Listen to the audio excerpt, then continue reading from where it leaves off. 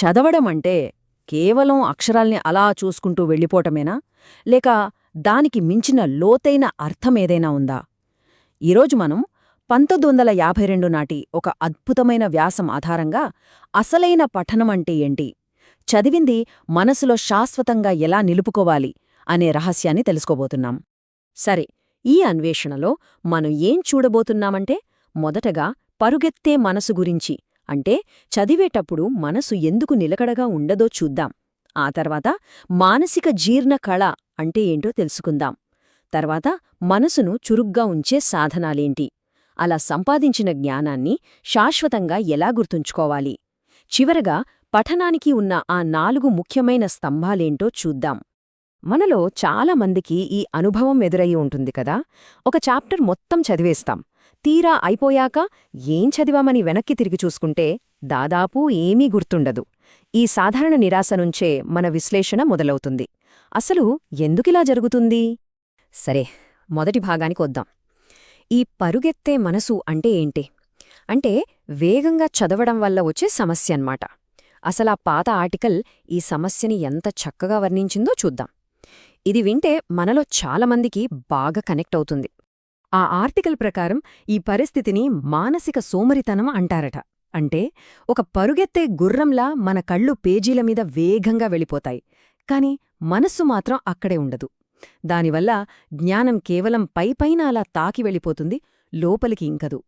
చివరికి మిగిలేదేంటంటే ఒక నీరసమైన నీడ మాత్రమే. అదే శ్రద్ధగా చదివితే మనస్సు ప్రశాంతంగా చదివేదానిమీద లగ్నమై ఉంటుంది. అప్పుడు జ్ఞానం లోతుగా మనసులోకి వెళ్తుంది, బలమైన ముద్రలు పడతాయి. సరే, సమస్య తెలిసింది. మరి పరిష్కారం? ఇక్కడే అసలు విషయం ఉంది. పరిష్కారం ఎక్కడో బయటలేదు, అది మనలోనే ఉంది. ఇదేదో టెక్నిక్ గురించి కాదు, చదివేటప్పుడు మన అంతర్గత విధానాన్ని, మన మైండ్ సెట్ను మార్చుకోవడం గురించి. మరి ఆ మార్పులో మొదటి అతి ముఖ్యమైన నియమమేంటో తెలుసా? చాలా సింపుల్: నెమ్మలిగా, శాంతియుతంగా చదవటం. ఆ ఆర్టికల్లో చెప్పినట్టు శాంతిపూర్వకంగా చదవాలి. అంటే ఎలాంటి కంగారు లేకుండా ప్రశాంతమైన మనసుతో చదవాలి. ఇదే మొదటి అడుగు. ఇక మరో ముఖ్యమైన టెక్నిక్ మనన్, అంటే చింతన. దీని అర్థమేంటంటే, ఒక పారా లేదా ఒక భాగాన్ని చదివిన తర్వాత పుస్తకాన్ని పక్కన పెట్టి ఒక్క నిమిషం ఆగాలి. ఇప్పుడు నేను ఏం చదివాను, దీని అర్థమేంటి అని పదే పదే ఆలోచించాలి. అలా చేయడం వల్లే ఆ ఆలోచనలు మనసులో లోతుగా నాటుకుపోతాయి. ఇంకో కీలకమైన పద్ధతి పూర్వపరివేక్షణ, అంటే అనుసంధానం చేసుకోవడం. కొత్తగా నేర్చుకున్న విషయాన్ని మనకు ఇదివరకే తెలిసిన విషయాలతో మూడిపెట్టడమన్నమాట. ఇలా చేయడం వల్ల జ్ఞానమనేది విడివిడి ముక్కల్లా కాకుండా ఒకదానితో ఒకటి కలిసిన ఒక బలమైన నెట్వర్క్లా తయారవుతుంది. అప్పుడు పాత జ్ఞానం మర్చిపోకుండా కొత్త జ్ఞానం దానికి జత అవుతుంది. చూడండి, థామస్ హాబ్స్ ఎంత గొప్ప మాట చెప్పారో. నేను కూడా అందరిలాగే చాలా పుస్తకాలు చదివి ఉంటే నాకు కూడా వాళ్లకు తెలిసినంతే తెలిసి ఉండేది అని. దీని అర్థమేంటి? ఎన్ని పుస్తకాలు చదివామన్నది కాదు ముఖ్యం, చదివినదాన్ని ఎంత లోతుగా ఆలోచించామన్నదే ముఖ్యం. దీన్నే ఆ ఆర్టికల్ మానసిక జీర్ణం అని అంటోంది. అంటే మనం తిన్న ఆహారం ఎలా జీర్ణమైతే శక్తి వస్తుందో, చదివిన జ్ఞానం కూడా మనసులో జీర్ణం కావాలి.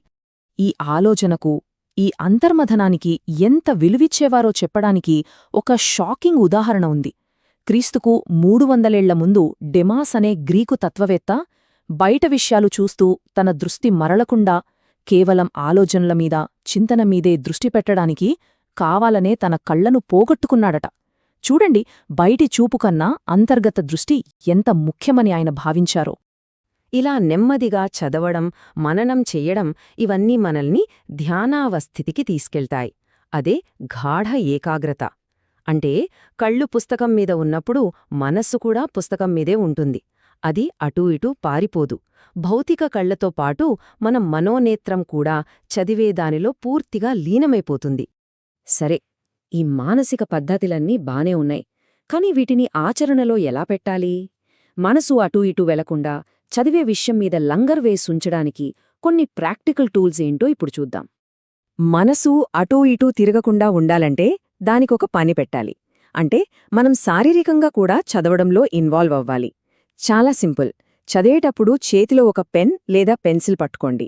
ముఖ్యమైన లైన్లను అండర్లైన్ చేయండి. మధ్యలో ఏదైనా ఆలోచన వస్తే దాన్ని పక్కన రాసుకోండి. మీ సొంత ఆలోచనల కోసం ఒక ప్రత్యేక నోట్బుక్ పెట్టుకుంటే ఇంకా మంచిది. ఈ చిన్న పనులు మన ఏకాగ్రతను ఎంతగా పెంచుతాయో తెలుసా? ఈ విషయంలో ప్రముఖ రచయిత డేల్ కార్నెగీ చెప్పిన పద్ధతి చాలా బాగుంటుంది. ఆయనేమంటారంటే, ఒక పెన్ తీసుకుని మీకు ఉపయోగపడుతుంది అనిపించిన ప్రతి వాక్యాన్ని అండర్లైన్ చేయండి అంటారు. అలా చేయడం వల్ల ఆ పుస్తకం కేవలం రచయితది మాత్రమే కాదు, అది మన సొంత పుస్తకంగా మారుతుంది. అంతేకాదు, అది చదవడం మరింత సరదాగా అనిపిస్తుంది. తర్వాత ఎప్పుడైనా రిఫర్ చేయాలన్నా ఆ మార్క్ చేసిన పాయింట్లు వెంటనే దొరుకుతాయి. ఇలాంటిదే మరో గొప్ప అలవాటు రచయిత రాబర్ట్ లూయిస్ స్టీవెన్సన్ది. ఆయన ఎక్కడికి వెళ్ళినా తనతోపాటు 2 పుస్తకాలుంచుకునేవారట. ఒకటి చదవడానికి, ఇక రెండోది చదువుతున్నప్పుడు తనకొచ్చే సొంత ఆలోచనల్ని రాసుకోవడానికి. ఎందుకంటే ఆయన నమ్మకం ప్రకారం రాసిన ఆలోచనలు శాశ్వతంగా మనతో ఉండిపోతాయి. ఇక థామస్ హ్యాబ్స్ అయితే మరో అడుగు ముందుకేసి తన చేతి కర్రలోనే ఒక ఇంక్ పాట్ పెన్ ఉండేలా డిజైన్ చేయించుకున్నారట. నడుస్తున్నప్పుడు కూడా అద్భుతమైన ఆలోచన వస్తే అది మాయమైపోయే లోపే వెంటనే తన దగ్గరున్న నోట్బుక్లో రాసుకోవడానికి ఈ ఏర్పాటు. చూసారా, ఆలోచనల్ని పట్టుకోవడానికి ఎంత కమిట్మెంట్ ఉందో? ఓకే, చదివేటప్పుడు ఏకాగ్రత కోసం ఏం చెయ్యాలో తెలిసింది. కాని అసలైన సవాలు ఇప్పుడే మొదలవుతుంది. ఇంత కష్టపడి సంపాదించిన ఈ జ్ఞానం సమయం గడిచే కొద్దీ మర్చిపోకుండా ఎలా చూసుకోవాలి? దాన్ని శాశ్వతంగా మన జ్ఞాపకశక్తిలో ఎలా నిలుపుకోవాలి? మనం ఎంత వేగంగా మర్చిపోతామో తెలిస్తే ఆశ్చర్యపోతాం.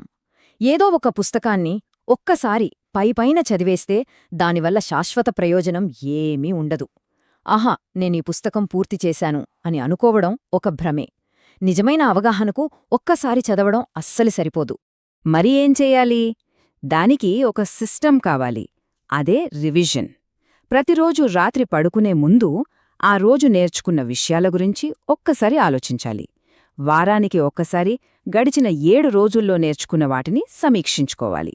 అలాగే నెలలో కొన్ని గంటలు కేటాయించి మనకు ముఖ్యమైన పుస్తకాలను మళ్లీ చదవాలి. ఈ పునశ్చరణ అనే అలవాటు వల్లే జ్ఞానం మనసులో స్థిరపడుతుంది. ఇంకా మన అవగాహనను మరింత బలపరుచుకోవాలంటే ఇంకో చిట్కా ఉంది. చదివిన దాని గురించి స్నేహితులతోనో కుటుంబ సభ్యులతోనో చర్చించడం, లేదా వాళ్లని ప్రశ్నలు అడగమనడం. ఆ ప్రశ్నలకు సమాధానాలు రాయడం వల్ల మన జ్ఞానం మరింత స్పష్టమవుతుంది. అసంపూర్ణంగా ఉన్న ఆలోచనలు ఒక కొలిక్కొస్తాయి. ఎందుకంటే కేవలం ఆలోచించడం కన్నా రాయడమనేది మన అభ్యాసాన్ని ఎన్నో రెట్లు పటిష్టం చేస్తుంది. సరే, ఇప్పటిదాకా మనం చూసిన ఈ మొత్తం ప్రయాణాన్ని మనం 4 ముఖ్యమైన సూత్రాలుగా లేదా 4 పునాది స్తంభాలుగా చెప్పుకోవచ్చు. ఇవి జీవితాంతం నేర్చుకోవడానికి ఉపయోగపడే ఒక ఫ్రేమ్వర్క్ లాంటివి. ఆ 4 స్తంభాలు ఏంటంటే: 1. నెమ్మదిగా, ప్రశాంతంగా, పూర్తి ఏకాగ్రతతో చదవడం. 2. చదివిన దాన్ని లోతుగా ఆలోచించడం, పాత జ్ఞానంతో ముడిపెట్టడం. 3. పెన్నుతో మార్క్ చేస్తూ నోట్స్ రాసుకుంటూ చురుగ్గా పాల్గొనడం. ఇక 4వది చాలా ముఖ్యమైనది: రోజూ, వారం, నెలావారీగా తప్పకుండా రివిజన్ చేయడం. ఈ 4ంటినీ కలిపితేనే అది ఒక సంపూర్ణ పఠన వ్యవస్థ అవుతుంది.